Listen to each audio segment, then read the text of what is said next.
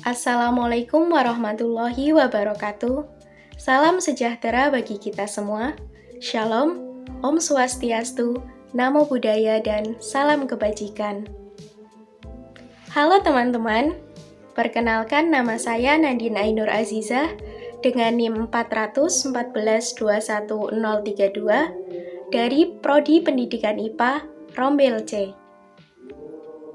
Tujuan dibuatnya video ini adalah untuk memenuhi tugas etnoscience, yaitu rekonstruksi sains asli menjadi sains ilmiah pada pengobatan alternatif dukun bayi, yaitu Gelang Tinglo Bengle di Kota Cilacap, Jawa Tengah. Yuk, simak videonya!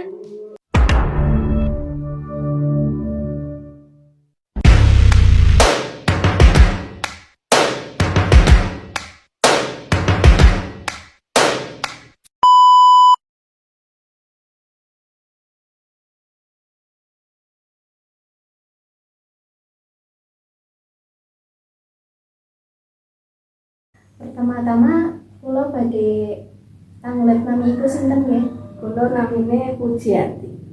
Jadi sejak kapan ibu menjadi dukun bayi, Bu?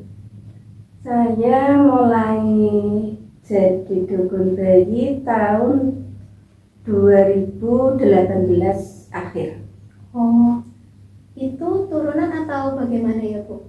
Yaitu semacam turunan dari nenek buyut saya.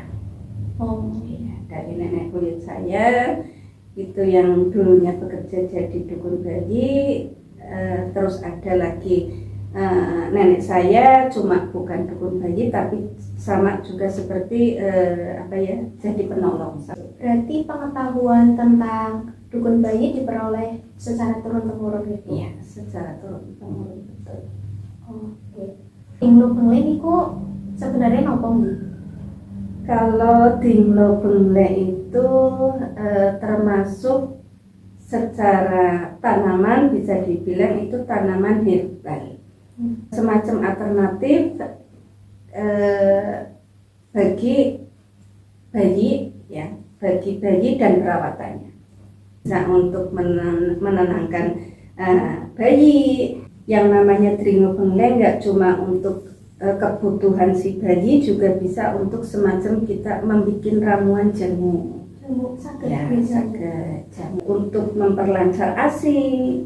Wah, saged Ya. di ibunya nggih. Saged di ibunya, bisa diracik dengan tambahan antara lain kayak kunir, kayak temulawak, kayak temu hitam, ada temu putih, terus Tinglo Bengle juga itu ada jeruk nipis, bisa asam jawa juga. Terus dari yang bumbu dapur juga ada kayak bawang merah dan kencur. Tinglo sama Bengle itu dua tanaman yang berbeda ya, Bu? Dua tanaman yang berbeda.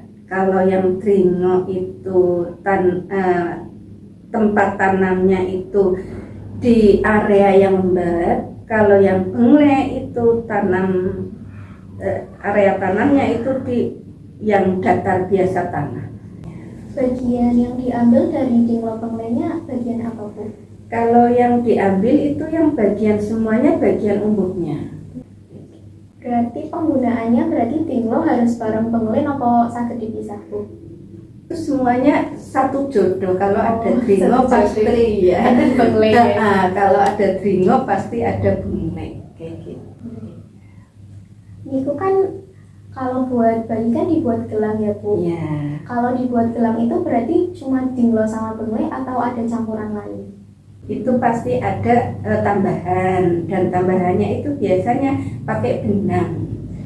Iya, benangnya itu termasuk benang lawe, benang katun yang lentur, lembut, lemes.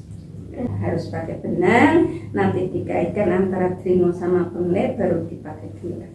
Bikin gelang itu nggak perlu dipupukin, cuma dipotong aja, dipotong ya, dua-duanya Tinglo sama Bengle dipotong. Nanti kita pakai semacam jarum, kan udah ada benang, nanti salarin ya, disusunin. Nah, itu bisa nanti dipakai gelang. Jadi semacam Tergantung kita mau bikin yang kayak semacam tasbih silahkan, kalau cuma sekedar jarang-jarang ya silahkan. Intinya di situ ada dua komposisi yaitu tringo dan bengleh. Berarti bentuknya bisa bermacam-macam. Bisa bermacam-macam tergantung kemauan kita.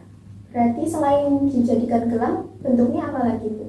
Ada 3 macam, ada di tangan, ada di kaki, dan ada di pusar ya, di perut kayak gitu. Kayak semacam, kalau beda-bedanya, kalau yang di tangan sama kaki namanya gelang, kalau yang di perut namanya kendit. Iya.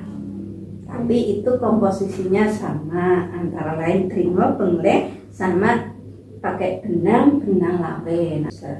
Terus manfaat bunga-bunga yang tadi apa Bu? Pertama itu tadi ya, bisa untuk membuat bayi tenang kayak gitu, satu. Kedua kali bisa untuk mengusir sesuatu yang kurang kurang baik. Berarti saged yang ngeredakan sawan Bu teng bayi. Ya, bisa untuk meredakan sabar. Berarti gelang niku dipakainya sejak bayi lahir sampai umur berapa nih Bu bayi? Sekitar 2 tahunan. Iya, 2 tahun, karena otomatis jangka waktu 2 tahun ke sini itu anak kan masih rawan dengan yang namanya sawan. Matur nuwun sangat Ibu, sampun purun nggih kula wawancarai. Iya, sama-sama. Nggih, kula badhe pamit nggih Bu. Matur nuwun.